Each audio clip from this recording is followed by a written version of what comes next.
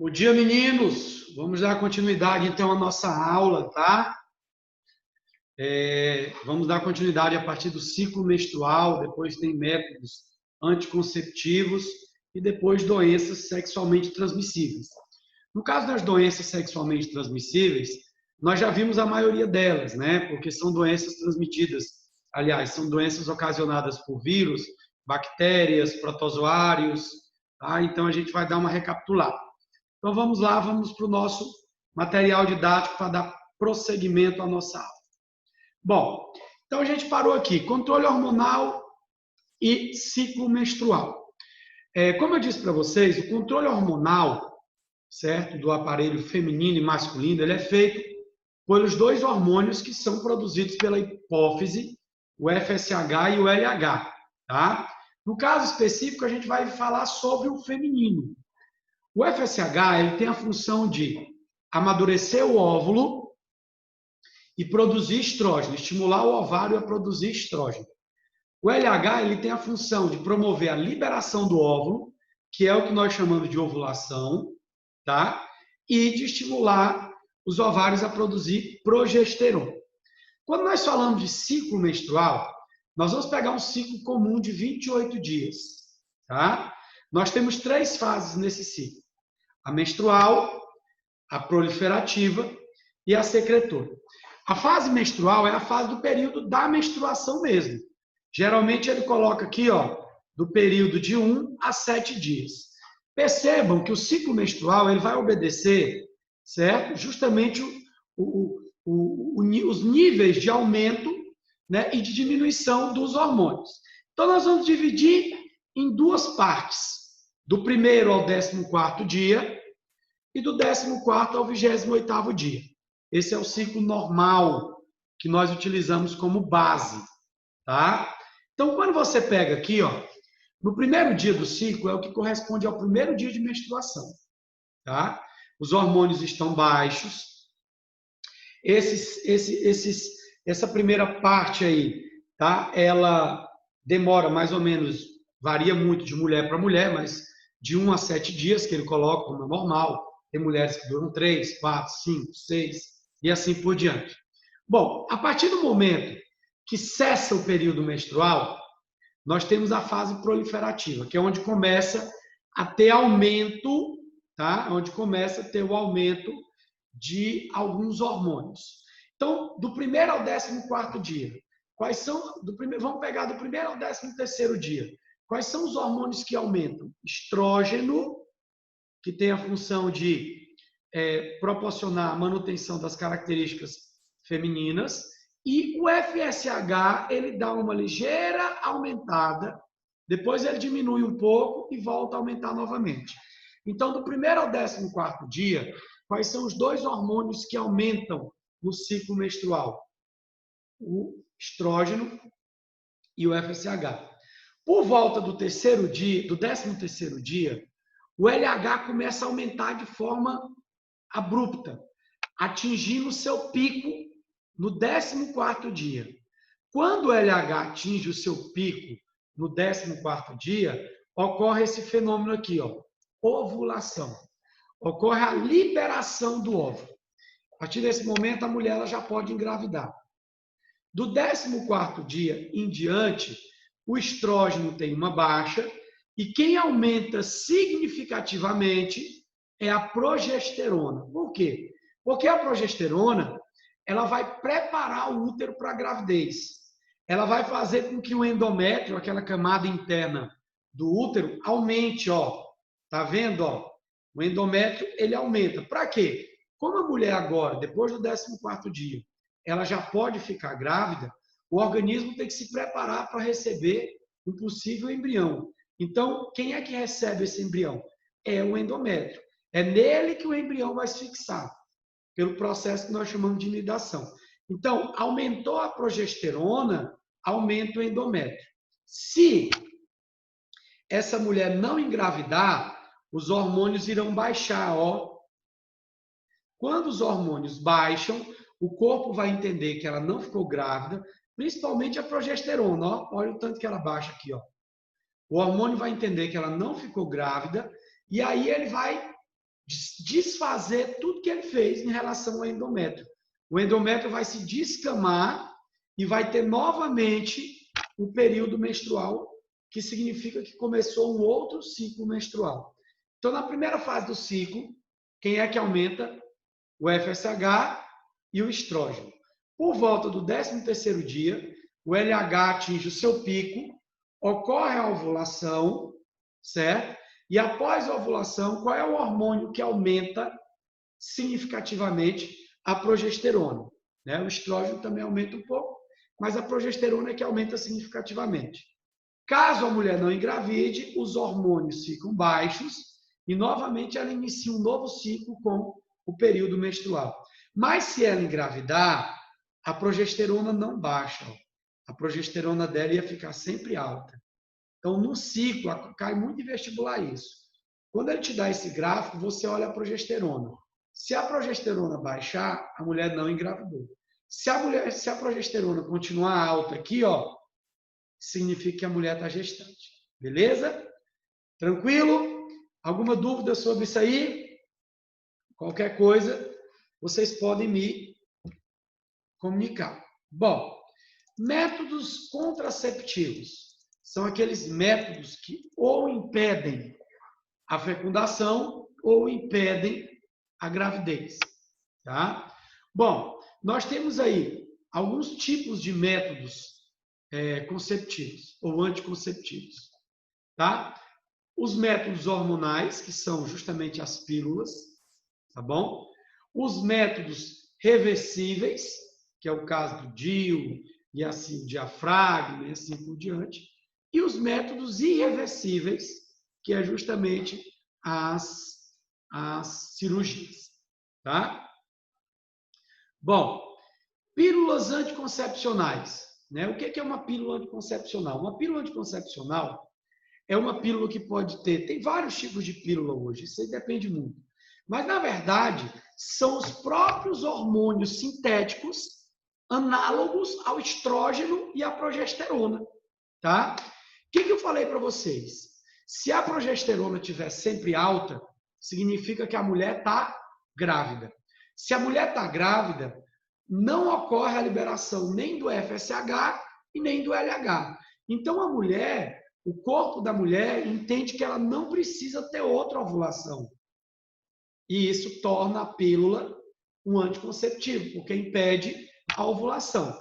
Então, na maioria das vezes, as pílulas anticoncepcionais são hormônios sintéticos análogos à progesterona e o estrógeno. Quando a mulher, por exemplo, a pílula do uso diário, quando a mulher toma aquela pílula todo dia, o nível de progesterona e de estrógeno dela está sempre alto. Ou seja, ela está enganando o organismo dela dizendo que ela está grávida. E aí ela não corre risco de engravidar, teoricamente, né? Por quê? Porque o corpo dela entende que ela está grávida. Certo? A partir do momento que ela deixa de tomar um dia, o corpo percebe que os níveis baixaram, produzem o FSH e o LH bem repentinamente, e aí pode acontecer a gravidez normalmente. Tudo bem? Beleza? Bom, agora, além das pílulas diárias, nós temos os implantes, né, sobre a pele, nós temos aí os anéis introduzidos na vagina, as injeções, mas todos eles têm o mesmo efeito. Só que agora, em vez de ser diário, é prolongado. O dispositivo é o mesmo. Tá? Pílula no dia seguinte, né, é um contraceptivo de emergência. Ele só pode ser tomado após até 72 horas do ato sexual desprotegido. No caso, essa pílula ela tem uma dose hormonal muito maior. Tá? Ela pode atuar em duas frentes. A primeira, se a mulher não ovulou, ela vai impedir que ovule, certo? E se houve uma fecundação, ela vai impedir que o embrião se fixe no endométrio. Professor, isso é um método abortivo? Não, não é considerado um método abortivo. Tá? Por quê? Porque o método abortivo é depois que o embrião se fixou no útero. Essa pílula impede isso. Ou seja, ele não vai para o útero. Tá? Ele não chega aí para o útero. Certo? Então, por isso que não é abortivo. Bom, DIU, dispositivo intrauterino. Isso é um dispositivo que em cima que ele aqui, ó, dispositivo geralmente em forma de T, né? Tem várias composições com fio de cobre. Ele é colocado, né, dentro do útero. A implantação dele é dentro do útero, certo? E ele vai atuar principalmente impedindo a ovulação e liberando cobre que mata os espermatozoides, tá? Que mata os espermatozoides.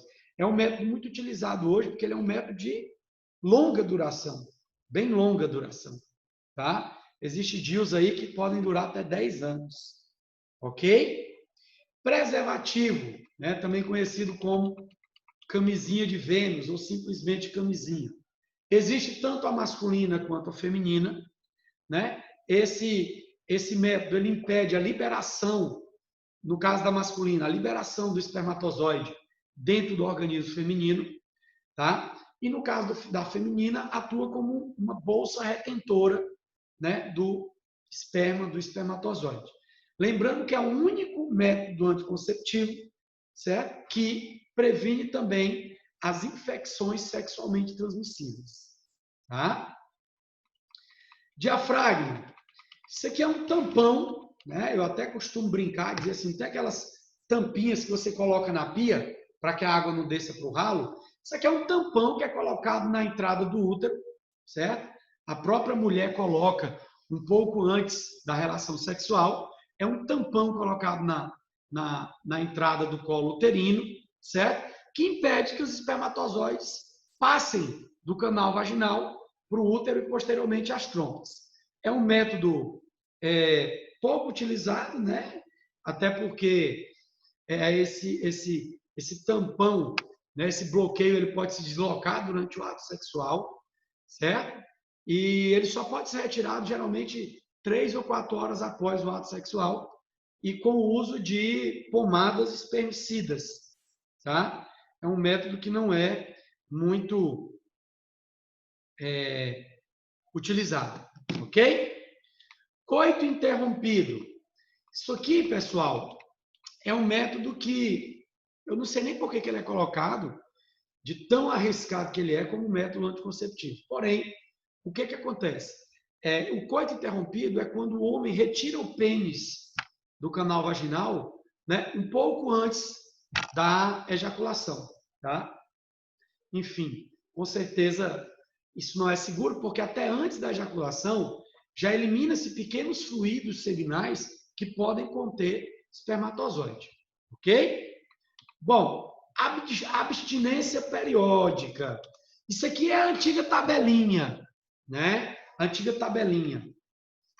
É um método anticonceptivo que ele, digamos, coloca como a não realização de ato sexual no período de tempo fértil, né, da mulher.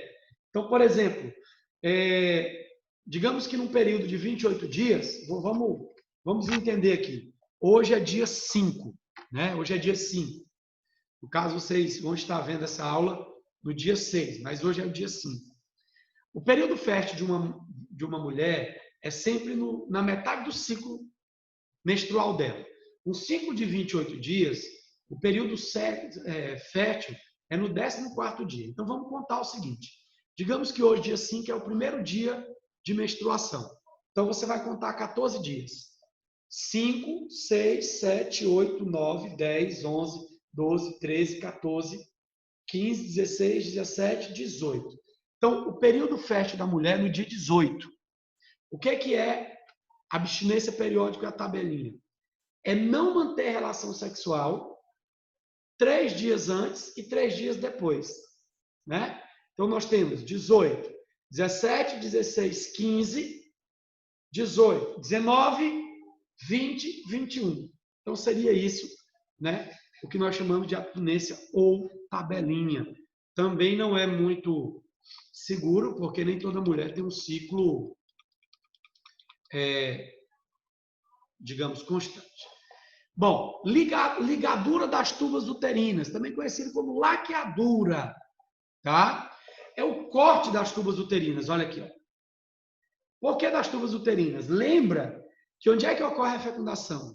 Nas tubas uterinas. Então, o espermatozoide ele vai pelas tubas.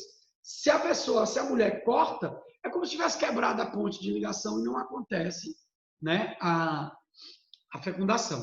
Tá? Existem vários tipos, ó, via laparoscopia, né, que é uma incisão no umbigo, mini laparotomia, que é durante o parto, esterectoscopia é pela vagina, enfim. Mas é o corte das tubas uterinas. Beleza? Deferentomia ou vasectomia. Isso aqui é um método, né? Um método contraceptivo masculino. É o corte dos canais deferentes. O que são os canais deferentes? Deixa eu relembrar para vocês. Os canais deferentes são os canais que vão levar o espermatozoide, né, até as vias espermáticas e a liberação para o meio externo. Quando você corta os canais deferentes, o espermatozoide ele não consegue continuar o trajeto. Então, ele não vai ser expelido. Agora, um detalhe. Na vasectomia, o homem não deixa de ter libido. O que é libido? É desejo sexual. O homem não para de produzir testosterona. E o homem continua ejaculando. Ele ejacula os líquidos da próstata, das vesículas seminais, da glândula bulboretral, mas nesse sêmen não tem espermatozoide. Então, a vasectomia ela só serve para impedir a liberação do espermatozoide. O resto continua tudo igual. Tudo bem? Beleza, meninos? Tranquilo? Bom, vamos falar um pouco agora, né, das ISTs e infecções sexualmente transmissíveis. Como eu disse para vocês, nós já vimos tudo isso aqui, tá? AIDS, que é o HIV, né? O HPV, condiloma acuminado, ele cria as verrugas na região genital e na mulher, no colo uterino, né, internamente. Essas verrugas podem ocasionar aí formação do câncer de colo. Hepatite C, tá? Nós já até falamos sobre a transmissão aí do uso sexual e além do uso sexual, do uso de objetos cortantes como alicate de unha, nós conversamos na época, herpes, né? Por bactérias, sífilis, gonorreia ou hemorragia, cancro mole, doença inflamatória pélvica, linfogranuloma venéreo, donovanose, tá? Por protozoários, quais são as ISTs? Tricomoníase, tá? E por insetos, pediculose pubiana. Tudo bem? Pediculose pubiana. Bom, se isso é IST, todas elas também pegam, além do contato sexual desprotegido, por contato sanguíneo, menos essas duas últimas, tá? Tricomoníase, certo? E tem uma por fungos aí, ele não citou, mas a por fungos é a candidíase. Esses não pegam não via secreções sanguíneas, tá? Nem a pediculose, nem candidíase, nem a tricomoníase. As outras, todas pegam. Ok, meninos? Beijão, fiquem com Deus. Qualquer coisa, vocês podem me procurar, tá bom? Estamos à disposição. Um grande abraço, até mais.